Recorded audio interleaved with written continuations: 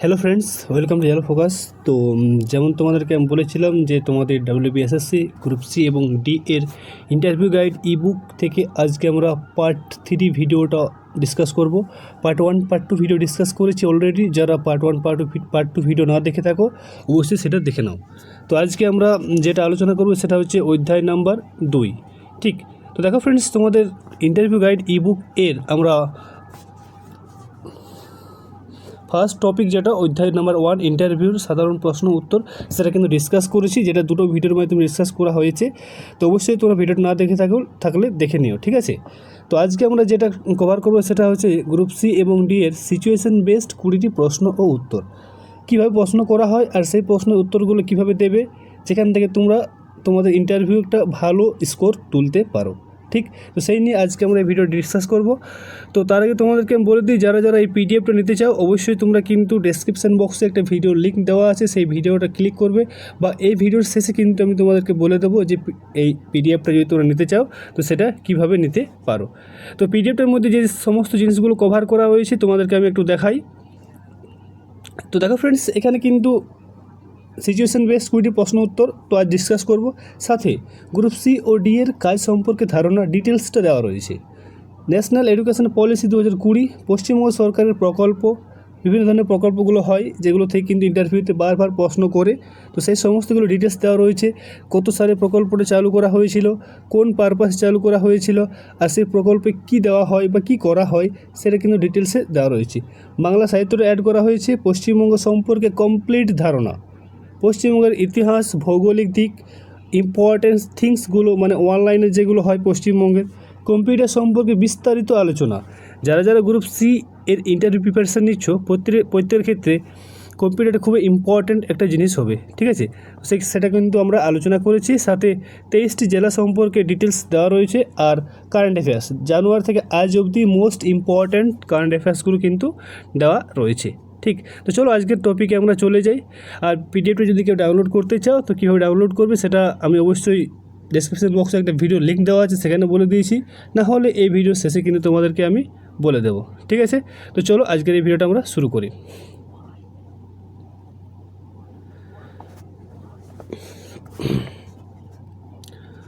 তো দেখো, প্রথম অধ্যায়টি কিন্তু আমরা পার্ট 1 পার্ট 2 দুটো ভিডিওতে আলোচনা করেছি, ঠিক আছে। যেখানে মোট 47টা কি 48টা, মোট 48টা যেটা স্কুল রিলেটেড কোয়েশ্চেন, মানে স্কুল সংক্রান্ত যে সমস্ত প্রশ্ন উত্তরগুলো করা হয় সেগুলো ডিসকাস করেছি। এরপর আমরা আসব যে সিচুয়েশন বেসড 20টি প্রশ্ন ও উত্তর নিয়ে। তো চলো শুরু করি। যেখানে প্রথম কোয়েশ্চেনটা হচ্ছে, দেখো, যদি তোমাকে এমন কাজ দেওয়া হয় যা তুমি আগে কখনো করনি, তুমি কি করবে? দেখো ফ্রেন্ডস, গ্রুপ ডি এর ক্ষেত্রে বিশেষ করে তোমরা এই জিনিসটা ফেস করবে, ঠিক আছে। তার জন্য কিন্তু এই কোয়েশ্চেনটা করা হয় যে তো যদি তোমাকে এমন কাজ দেওয়া হয় যা তুমি আগে কখনো করোনি, ঠিক আছে, কিন্তু তোমাকে করতে বলা হয়, তাহলে তুমি কি করবে? অ্যান্সারটা হবে, আমি প্রথমে কাজটা ভালোভাবে বুঝে নেওয়ার চেষ্টা করব, প্রয়োজন হলে সিনিয়রদের কাছ থেকে গাইডেন্স নেব এবং নিজের থেকে শিখে দ্রুত কাজটি সম্পন্ন করার চেষ্টা করব। নতুন কিছু শেখার সুযোগ হিসেবে বিষয়টি নেব, যে নতুন কিছু শিখতে চাই আমি, সেই ভাবনা চিন্তাতে আমি কিন্তু কাজটা করব, ঠিক আছে। তো এইভাবে অ্যান্সারটা দেবে। এইভাবে অ্যান্সারগুলো কিন্তু তোমরা প্রত্যেকেই, এর আগেও বলেছি আমি, কোনো জায়গায় ফাঁকা জায়গাতে বা আয়নার সামনে বা ছাদে কোথাও বা খোলা আকাশে প্র্যাকটিস করবে। কাউকে বসিয়ে পর, ঠিক আছে, তাকে আমার এই পিডিএফটা দিলে, ঠিক আছে, আমাদের পিডিএফটা দিলে দেন ওকে জিজ্ঞাসা করতে বলো যে এই প্রশ্নগুলোর মধ্যে তুমি যে কোনো র্যান্ডম প্রশ্ন জিজ্ঞাসা করো, যেগুলো আমি কিন্তু অ্যান্সার দেবো তোমাকে, ঠিক আছে। তো সেইভাবে কিন্তু করতে পারো। এরপর নেক্সট দেখো, নেক্সট কোশ্চেন হচ্ছে, যদি তুমি অফিসে কোনো ভুল করে ফেলো তখন কি করবে? অ্যান্সার হবে, আমি ভুলটি স্বীকার করব এবং তা ঠিক করার চেষ্টা করব, প্রয়োজন হলে সিনিয়রদের সাহায্য নেব। একই ভুল যাতে ভবিষ্যতে না হয় সেদিকে কিন্তু বিশেষ নজর রাখবো। ঠিক, দেখো ফ্রেন্ডস, কোনো কাজ করার ক্ষেত্রে ভুল মানুষ মাত্রই হয়ে থাকে, ঠিক আছে। তো সেই ভুলটা স্বীকার করাটা কিন্তু শ্রেয় হবে তোমার কাছে। তুমি বলবে যে আমি কিন্তু ভুল কাজ করতেই পারি না, এরকম এটা কিন্তু ওভার কনফিডেন্স তোমার কাছে দেখাবে, ঠিক আছে। আর এটা নেগেটিভ ইম্প্যাক্ট ফেলবে। তো অবশ্যই ভুল কিছু হয়ে থাকলে সেটা কিন্তু আমি স্বীকার করব এবং সেটা ঠিক করার চেষ্টা করব, আর যাতে ফার্দার এই ভুলটা আর কোনো দিন না হয় সেটা কিন্তু ধ্যান রাখবো, ঠিক আছে। নেক্সট, যদি সহকর্মীর সাথে মতবিরোধ হয় তুমি কিভাবে জিনিসটাকে সামলাবে? অ্যান্সার হবে, আমি শান্তভাবে আলোচনা করে সমস্যার সমাধান করার চেষ্টা করব। ব্যক্তিগত বিষয়টা না এনে কাজের দিকটা গুরুত্ব দেব এবং সমঝোতার পথ খুঁজবো। মানে দুজনে মিলে ডিসকাস করবো ব্যাপারটা, যে কোন ব্যাপারটাতে কী হচ্ছে, ঠিক আছে।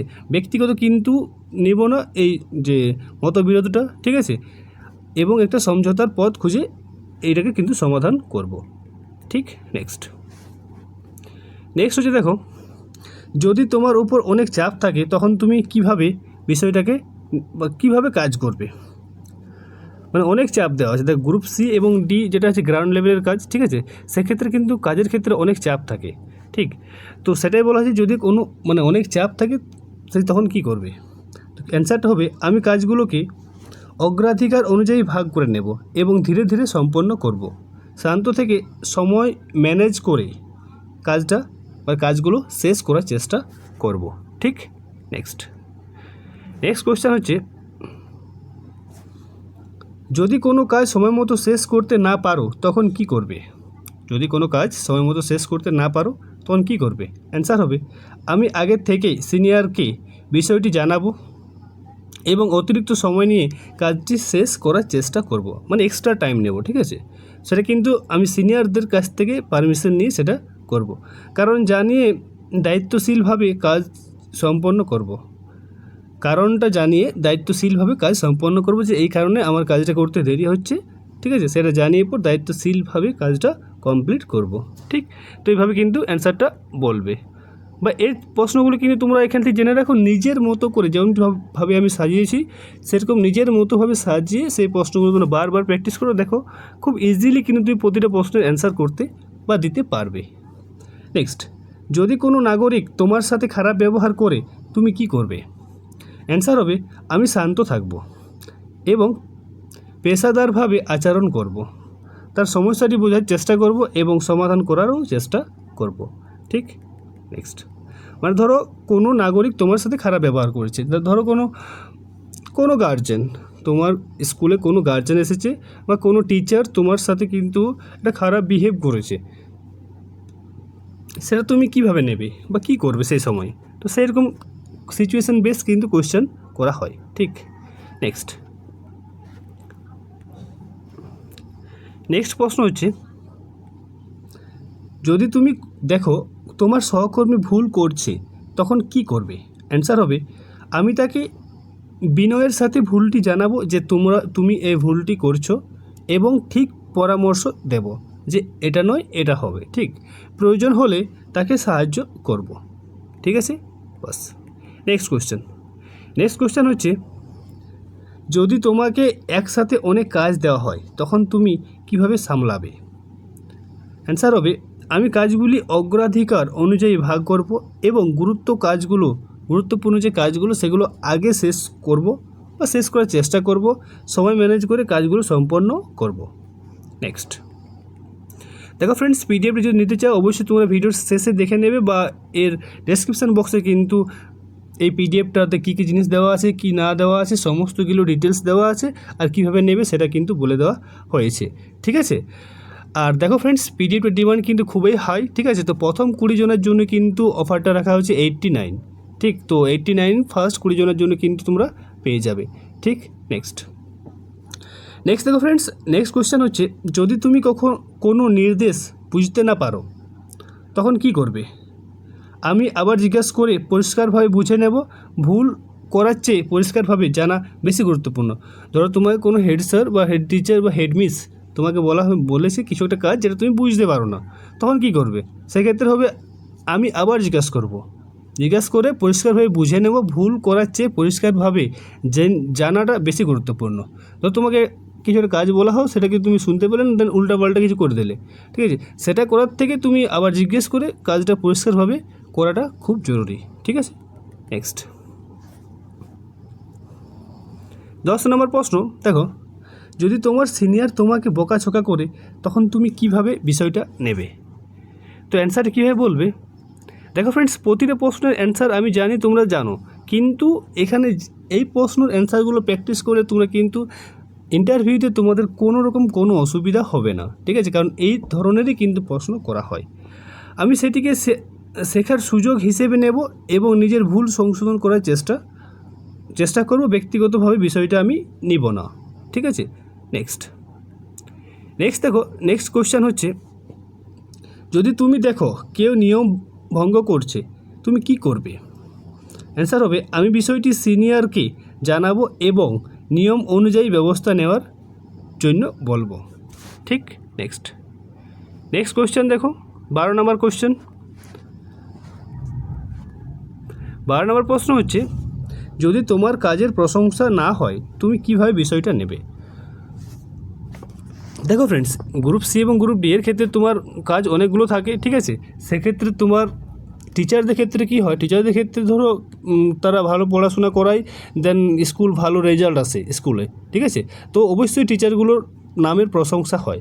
কিন্তু গ্রুপ সি যা ক্লার্ক হয়, গ্রুপ ডি এর ক্ষেত্রে তাদের কিন্তু কাজের প্রশংসা খুব কমই হয়ে থাকে। গ্রুপ ডি এর বিশেষ করে কাজ অনেকগুলো থাকে, ঠিক আছে? কাজ ভালো হয় না, সেক্ষেত্রে কিন্তু তাদের কাজের প্রশংসা খুব কম হয়, ঠিক? তখন তুমি বিষয়টা কীভাবে নেবে? তো অ্যান্সারটা কী বলবে? আমি নিজের কাজের প্রতি মনোযোগ রাখবো এবং আরও ভালো করার চেষ্টা করব। প্রশংসা না পেলেও দায়িত্ব পালন চালিয়ে যাব, ঠিক? নেক্সট প্রশ্ন যে যদি তোমাকে অন্য বিভাগে কাজ করতে বলা হয় তুমি কি করবে? ঠিক আছে, দেখো, যেহেতু তোমাদের কাজ তোমরা মাল্টিটাস্কিং হিসাবে কিন্তু তোমাদেরকে কাজ করাতে পারে, ঠিক আছে? তো অবশ্যই যদি তোমাকে অন্য বিষয়ের কাজ করতে বলা হয় তখন তুমি কি করবে? অ্যান্সার হবে, আমি তো দায়িত্ব হিসাবে কাজটি গ্রহণ করব এবং যতটা সম্ভব ভালোভাবে সম্পন্ন করার চেষ্টা করব, ঠিক? নেক্সট কোয়েশ্চেন, যদি কোনো জরুরি পরিস্থিতি আসে তুমি কিভাবে কাজ করবে?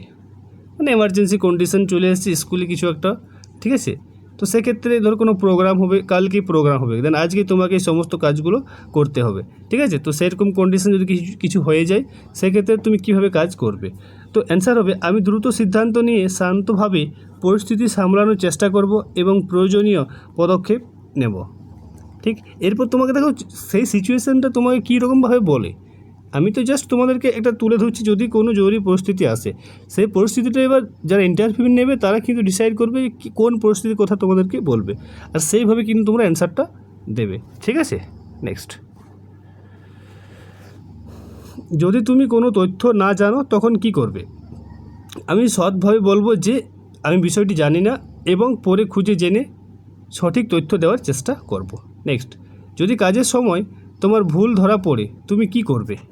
তো তুমি কোনো একটা কাজ তোমায় করতে বলা হয়েছে, কোনো ডাটা শিট রেডি করতে বলা হয়েছে, ঠিক আছে?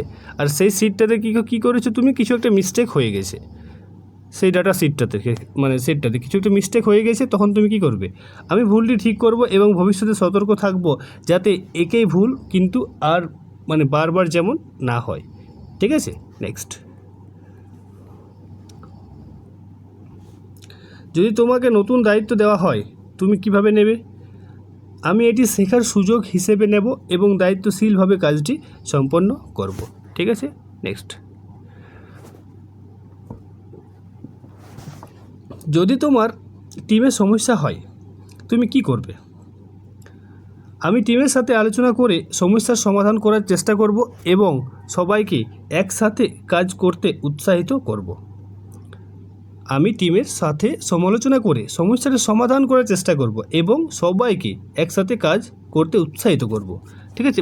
লিডার হিসাবে কিন্তু আমি সেই ভূমিকাটা পালন করতে পারি, এটা কিন্তু দেখাবে ইন্টারভিউতে, ঠিক আছে? নেক্সট, যদি তুমি ক্লান্ত থাকো কিন্তু কাজ বাকি থাকে তখন কি করবে? অ্যান্সার হবে, আমি দায়িত্বকে গুরুত্ব দিয়ে কাজটি শেষ করার চেষ্টা করব এবং পরে বিশ্রাম নেব। দেখো ফ্রেন্ডস, এটা কিন্তু ওভার যে কাজ থাকে, অনেক সময় ওভার কাজ থাকে, ঠিক আছে? সেই সময়কার কিন্তু সিচুয়েশান বেসড কোয়েশ্চেন, এটা কিন্তু যে কোনো সিচুয়েশান তোমাকে কোয়েশ্চেনটা তুলতে পারে। নেক্সট দেখো 20 নম্বর প্রশ্ন, যদি তোমার কাছে কেউ ভুল তথ্য চায় তুমি কি করবে? অ্যান্সার হবে আমি সঠিক তথ্য দেওয়ার চেষ্টা করব এবং ভুল তথ্য কখনোই প্রদান করব না, সততা বজায় রাখবো, মানে যে আমি সৎ ব্যক্তি সেটা কিন্তু আমি বজায় রাখবো। ঠিক, তো দেখো ফ্রেন্ডস, আমি তোমাদের সিচুয়েশন বেসড 20টা কোয়েশ্চেন কিন্তু ডিসকাস করলাম আজকের এই ভিডিওতে। ঠিক আছে, এরপর তোমাদেরকে আমি বলে দেবো যদি তোমরা এই পিডিএফটা নিতে চাও তো সেটা কীভাবে নেবে না নেবে। তো চলো দেখি। এরপর যেটা আছে অধ্যায় নাম্বার 3, যেখানে গ্রুপ সি ও ডি এর কাজ সম্পর্কে ধারণা আছে, সেটা কিন্তু আমরা নেক্সট পার্টে ডিসকাস করব। ঠিক আছে, যেটা কিন্তু আমি তোমাদেরকে ডিটেলসটা বলেছি যে গ্রুপ সি, প্রথমে দেখা গ্রুপ সি ক্লার্ক। ঠিক আছে, এর কাজের ধারণা মানে ধারণা যেটা কী কাজ করতে হয়, ঠিক আছে, সমস্ত কিছুগুলো। এরপর দেখা গ্রুপ ডি এরটাও বলে দেওয়া হয়েছে। হ্যাঁ, গ্রুপ ডি এর কাজের ধারণাটাও বলে দেওয়া হয়েছে, সেটা কিন্তু আমরা নেক্সট পার্টে আলোচনা করব। তো যারা যারা ডাব্লিউবি এসএসসি গ্রুপ সি এবং ডি এর ইবুকের পিডিএফটা নিতে ইচ্ছুক, তো তোমাদেরকে বলি প্রথম 20 জনের জন্য কিন্তু এই ইবুকটার মূল্য রাখা হয়েছে 89। দেখো এর এমআরপি হচ্ছে 150 টাকা, কিন্তু প্রথম 20 জনের জন্য এর প্রাইসটা রাখা হয়েছে 89।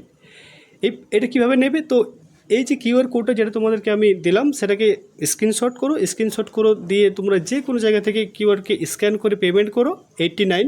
ঠিক আছে, পেমেন্ট করার পর সেটা তোমরা আমাকে এই যে নাম্বারটা দিলাম সেই নাম্বারটাতে আমাকে সেই স্ক্রিনশটটা হোয়াটসঅ্যাপ করো। ঠিক আছে, পেমেন্টের স্ক্রিনশটটা। ঠিক আছে, তো সেই স্ক্রিনশটটা হোয়াটসঅ্যাপ করার কিছুক্ষণ পর কিন্তু তোমাদেরকে সেই নাম্বারই কিন্তু তোমাদের হোয়াটসঅ্যাপ নাম্বারে কিন্তু এই পিডিএফটা সেন্ড করে দেওয়া হবে। ঠিক আছে, তো আশা করবো তোমাদের ভিডিওটা ভালো লেগেছে। ভিডিওটা ভালো লাগলে অবশ্যই ভিডিও লাইক করবে, আর এই রিলেটেড যদি কোনোরকম কোনো কোয়ারিজ থেকে থাকে তো আমার কিন্তু কমেন্টের মাধ্যমে জানিও। ঠিক আছে, ধন্যবাদ।